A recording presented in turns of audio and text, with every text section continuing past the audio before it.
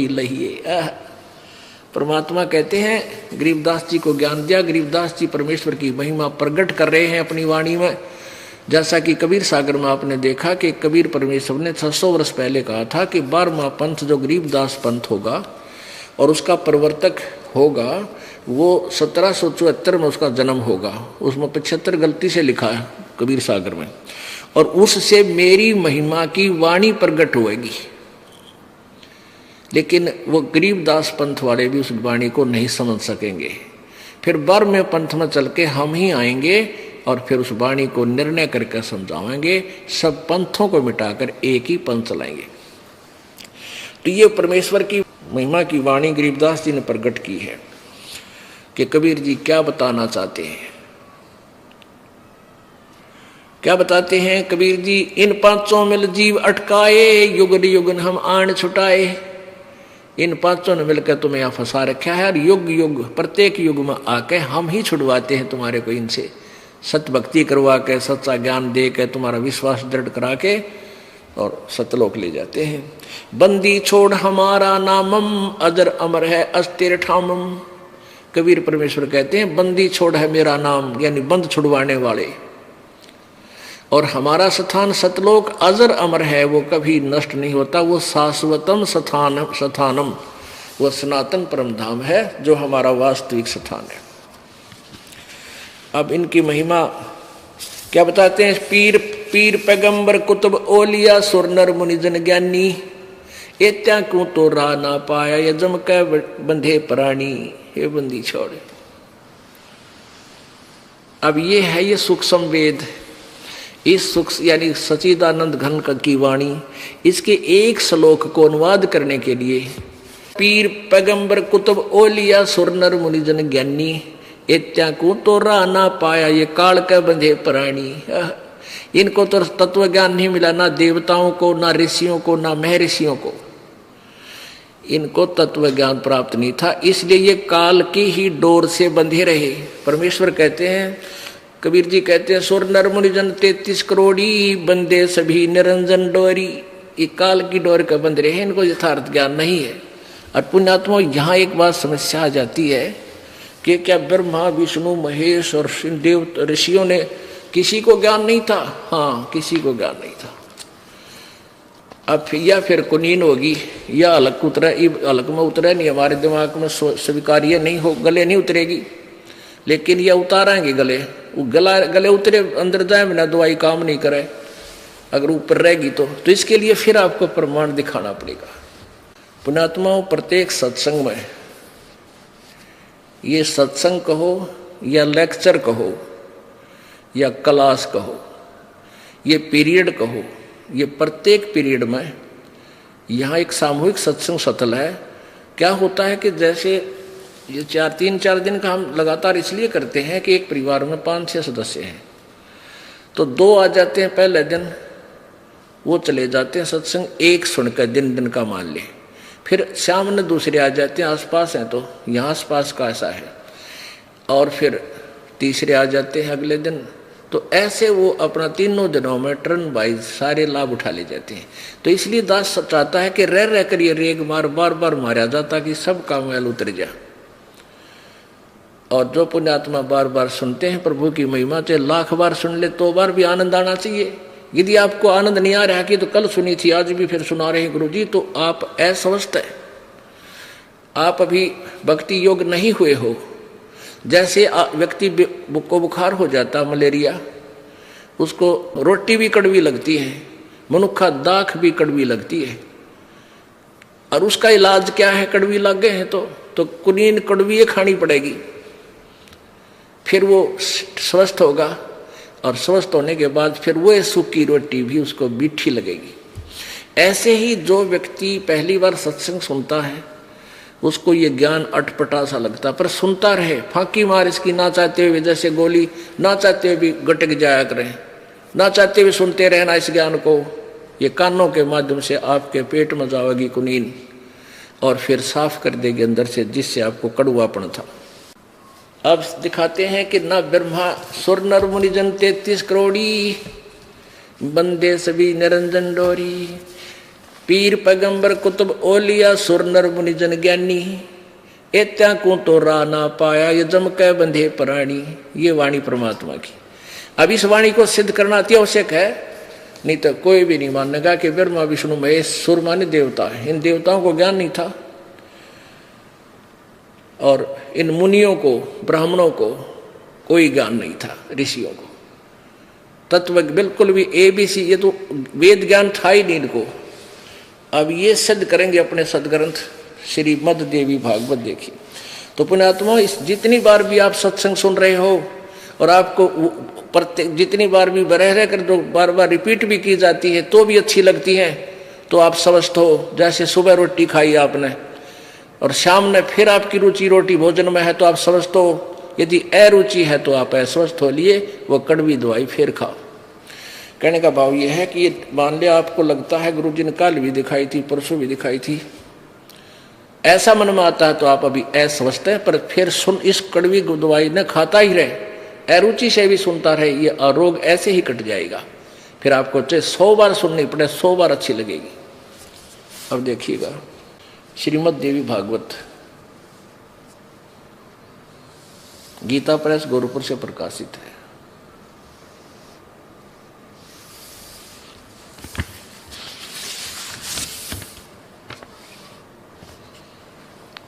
और इसके संपादक कौन है?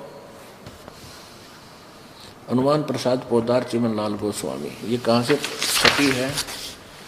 प्रकाशक मुद्रक गीता प्रेस गोरखपुर, गोविंद वन कार्यालय कलकत्ता का संस्थान। इसके 28 पृष्ठ पर आपको दिखाते हैं। पहला सकंद पृष्ठ नंबर 28 28 पे, और संक्षिप्त देवी भागवत। नारद जी और व्यास की वार्ता हो रही है, यहां देखिएगा। नारद जी ने कहा, महाभाग व्यास जी, तुम इस विषय में जो पूछ रहे हो ठीक यही प्रश्न मेरे पिताजी ने भगवान श्री हरि से किया था।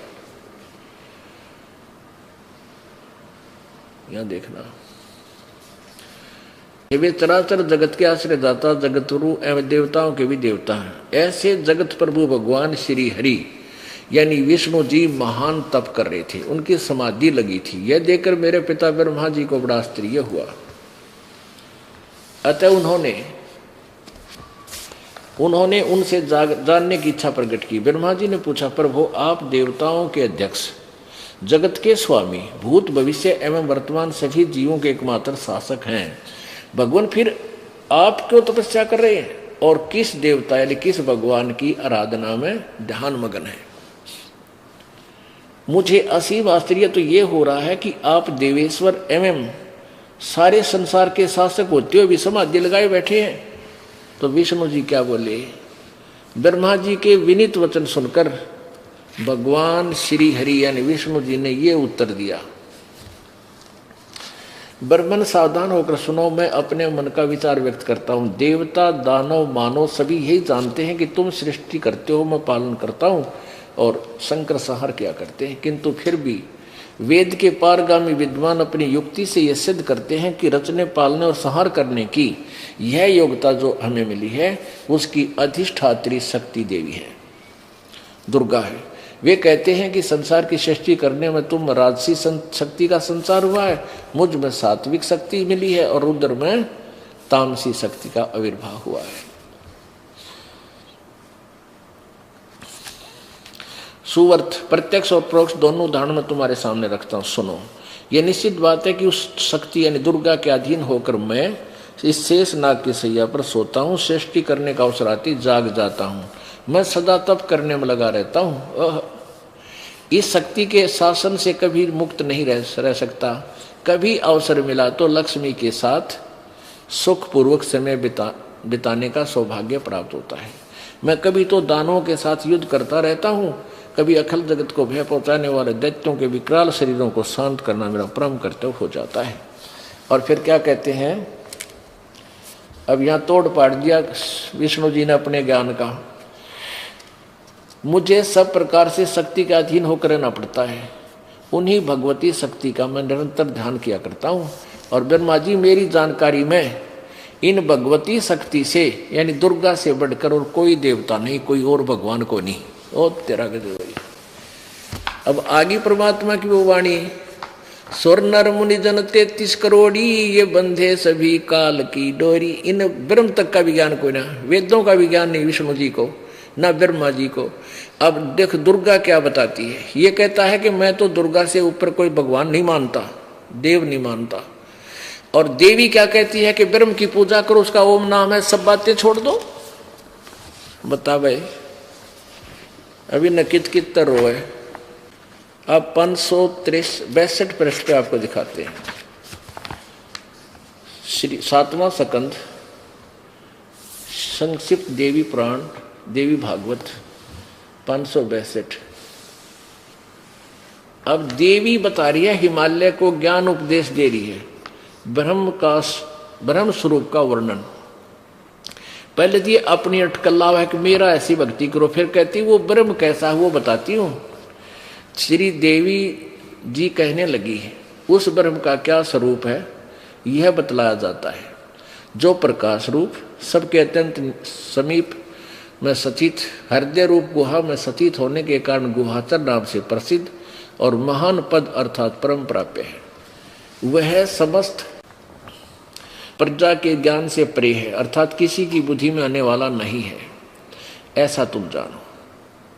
जो परम प्रकाश रूप है, जो सूक्ष्म से भी अत्यंत सूक्ष्म है, जिसमें संपूर्ण लोक और उन लोकों में निवास करने वाले प्राणी स्थित हैं, वही यह अक्षर ब्रह्म है। वही सबके प्राण है, वह सबकी वाणी है और वही सबके मन है। यह सब परम सत्य, ये परम सत्य और अमृत अविनाशी तत्व है। सौम्य उस वेदने योग्य लक्ष्य का तुम वेदन करो, मन लगाकर उसमें तन्मय हो जाओ। सौम्य उपनिषद में कथित महान अस्त्र धनुष लेकर उस पर उस उपासना द्वारा तीक्ष्ण किया हुआ बाण संधान करो और फिर भानुगुप्त चित्त के द्वारा उस बाण को खींचकर उस अक्षर ब्रह्म को ही लक्ष्य बनाकर वेदन करो। या मई मत बताओ है और भगवान अविनाशी परमात्मा की मंत्र बता रही है। ओम परवण माने ओम धनुष है, जीवात्मा बाण है और ब्रह्म को उसका लक्ष्य कहा जाता है। उस एकमात्र ब्रह्म को ही जाने, दूसरी सब बातें छोड़ दे। यानी ना मेरी पूजा करना ना किसी और की, केवल ब्रह्म उपासना करें। यही अमृत रूप से परमात्मा के पास पहुंचने का पुल है। यहां देखो, इस आत्मा का ओम के जप के साथ, परमात्मा लिखना था यहां पर, इस परमात्मा का ओम के जप के साथ ध्यान करो। इससे अज्ञान में अंधकार से सर्वथा परे संसार सागर समुद्र से उस पार जो ब्रह्म है उसको पा जाओगे, तुम्हारा कल्याण हो। और यहां वो क्या कह रही है, वह यह शब्द का परमात्मा आत्मा ब्रह्म लोक रूप दिव्य आकाश में रहता है, वहां सचित है अपना आत्मा। अब इन सतयुग के ब्राह्मणों का, मुनियों का ज्ञान और देख लेते हैं। 414 पृष्ठ। परमात्मा की एक वाणी, इतना ज्ञान फैला दिया इन लोगों ने कि परमात्मा के यथार्थ ज्ञान को, सत्य को सत्य सिद्ध करने के लिए ये इतने पापड़ बेलने पड़ते हैं इस दास को, जब आपका यूं यकीन होता है कि सचमुच कबीर जी की वाणी सच्ची है। छठा अध्याय और संक्षिप्त देवी भागवत 414 पृष्ठ। जन्मे जय ने पूछा, महाभाग किस युग में कैसा धर्म का स्वरूप है, इस संपूर्ण विषय को विशेष रूप से बताने की कृपा कीजिए। व्यास जी बोले, व्यास जी कह रहे हैं जो वेदों के राइटर हैं और गीता की और पुराणों के। राजन ये निश्चय है कि सतयुग में ब्राह्मण वेद के पूर्ण विद्वान थे और उनके द्वारा निरंतर भगवती जगदम्बा की आराधना होती थी। जय हो। और वे भगवती का दर्शन करने के लिए उनका मन सदा ललायित रहता था। वाह रे वाह। यालियावड़ सतयुग के ब्राह्मणा का और वेद के पूर्ण विद्वान थे, दुर्गा की पूजा करते थे। और दुर्गा कह रही है वो तो ओम का जाप करो, बाकी सब छोड़ दो। और वेद यही कह रहे हैं और गीता यही कह रही है, गीता जी कि वो खुद कहता है कि मेरा तो एक ओम मंत्र है और कोई देवता की पूजा मत करो, किसी देव की पूजा मत करो यदि तुम्हें कल्याण चाहिए। अब ये तो सतयुग के ब्राह्मणा का ज्ञान है और कलयुग के ब्राह्मण तो राक्षस बताए हैं। कि जो कल सतयुग में राक्षस होते थे उस कैटेगरी के कलयुग के ब्राह्मण हैं। अब दास नहीं करा, याद देखो यही छठा स्कंद, यही 414 पृष्ठ पर आप पढ़ रहे थे, बिल्कुल इसी पृष्ठ पर यहाँ देखें। धर्म की यही सती त्रेता युग में रही, परंतु कुछ ह्रास हो गया। सतयुग की जो सती थी वह द्वापर में विशेष रूप से कम होगी। राजन, उन प्राचीन युगों में सतयुग त्रेता में और जो राक्षस समझे जाते थे वे कली में यानी कलयुग में ब्राह्मण माने जाते हैं, क्योंकि अब के ब्राह्मण प्राय पाखंड करने में तत्पर रहते हैं। दूसरों को ठगना, झूठ बोलना और वैदिक धर्म कर्मों से अलग रहना कलयुगी ब्राह्मणों का स्वाभाविक गुण बन गया। अब इनका तो कहना है कि भैया तो स्पष्ट होगी, अब सतयुग वालों की पोल पाटगी, वह दुर्गा की पूजा करें, दुर्गा का ब्रह्म पूजा करो और ब्रह्म का वो परम पूर्ण ब्रह्म की पूजा करो, उसके लिए कोई तत्वदर्शी संत की खोज करो। बोलो सतगुरुदेव।